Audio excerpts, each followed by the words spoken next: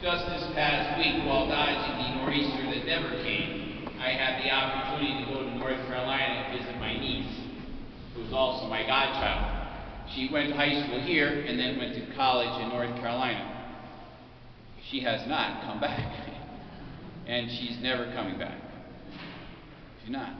You know, I go to visit her, and she's married a boy from that area, a young man, fine young man. She has a job as an attorney at the University of North Carolina, and they don't own a snow shovel. I certainly do, and so do you. Uncle Si, why would I move back to Scranton? Like, what would ever make me call this is our home? Like, this is where no, this is where my family is now. If it's all the same to you, Uncle Si, very happy here. That's just the way it is, and I'm not going to change that. And you have to understand that to understand today's important first reading. The Jews, because of their sins, have been carried off into captivity, 587 BC, because of all the crimes they committed. And God punished them by sending them into captivity. Finally, along 7 years later, comes King Cyrus, and he says, you can go home, Jews. You know, you've been in captivity long enough. Go back to your temple and resume your life as good Jews back in Jerusalem. I rejoiced when I heard them say, let us go to the house of the Lord, the psalmist says. One little problem, most of the people who were now in their 30s, 40s, 50s, 60s, had never grown up in Jerusalem and had no interest in going back to Jerusalem. Like, they had intermarried, they had started businesses, and they said to the rabbis and the elders, why would we want to go back there? This is our home now. And it infuriated the elders of the Jews. Like, the temple. Jerusalem. It's like Rome for us as Catholics. And the young people in particular said, we kind of like it here. Did you ever try to get your kids to move when all their friends, they don't want to move. Even if it's a nice, they don't want that. They like it where they're at. And that's hard to overcome. Now, you may think, well, that happened 500 years ago. No, it doesn't. It happens right now. Now, the story I'm going to say has happened to many of you already.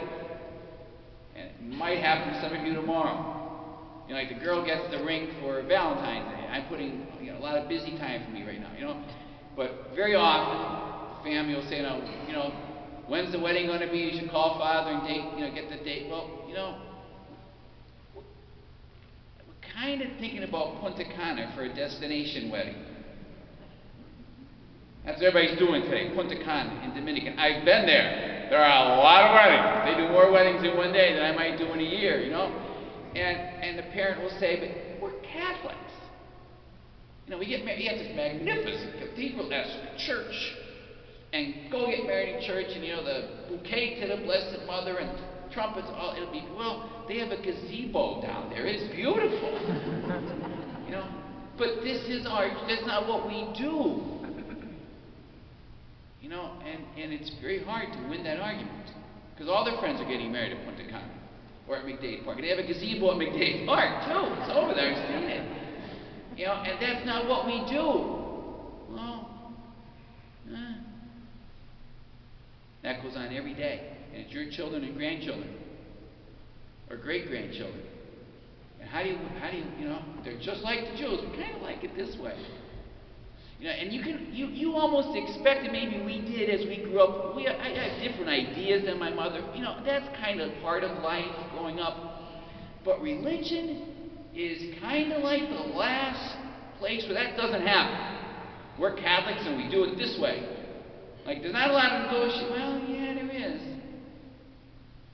And the idea that the marriage is just one off the top of my head, because I do it. Not even getting the kid baptized. Well, that's what we do. We'll let them make their mind up when they get older. And it kills you, and it should kill you. But they have been dealing with it since the Bible. 500 years before Christ, they were dealing with it. And the answers are difficult. I would say this to you if you deal with it. Insistence causes resistance. But that's my experience, is insistence causes resistance. And the more you push, the more they push back. And if they do say for the wedding or whatever, then they'll just go through the motions and get nothing out of it. And it might do more harm than good. I don't know. Every case is different. But I don't find pushing work. What does work is habit. If you want to have some fun, Holy Saturday morning, like little things make a difference. Holy Saturday morning is the busiest day of the year. We got people getting ready to become Catholic over that weekend. We got a bunch. The kids are getting ready for the big 11 o'clock Mass, which is a circus. It's just that the church is being decorated. All this is coordinated down to the minute. At 11 o'clock, we have the blessing of the food baskets. Now, that's not a sacrament. To be honest with you, that's kind of a thing that maybe our Polish and Lithuanian people, it's more of that, say, than the Irish people. You know, it's not a sacrament. It's not a big thing. Be surprised how many people are here and how well that food is prepared with candles and bunnies in the shape of crosses. I mean, it's really an impressive little thing. It's not a sacrament, but that's how you teach identity. Like, that means something, I bet those kids get married in church. Not a big thing. It doesn't cost a dime. My mother and I used to light the candles at Nativity Church inside. Like, that was a big thing. It cost a dime, maybe a nickel. But it's a big thing to say you're, as Catholic, what is, and if you have that habitual, long-term little things that build up a big thing, then the kid who wants to get married you might be able to say, if you do go to the church, then you get a lot better marriage preparation than you will with some guy who's getting paid $1,000 down the shore where there's no preparation, which much more likely to have a bad marriage. Then maybe they start to listen. If they've grown up with little things that create a big thing, that they know they're Catholic. Little things. Those food baskets, that's not a big thing. It's a big thing. The candles are just a little bit. It's a big thing. Long term, put those little things together. You get a kid who say, maybe I need the marriage preparation, the sacrament, understand vows and commitment and permanence and fidelity. Yeah, it's how we get it. Don't push, teach. The funny thing is, at the beginning of the story, God leads the Jews out from slavery, and the first thing they say is, we had more food back there. God says. And then Cyrus says, you can go home, and they say, we'd rather stay here. God must say, I wonder if he's frustrated with us sometimes. That he is. Let us stand, my friends, to profess our faith.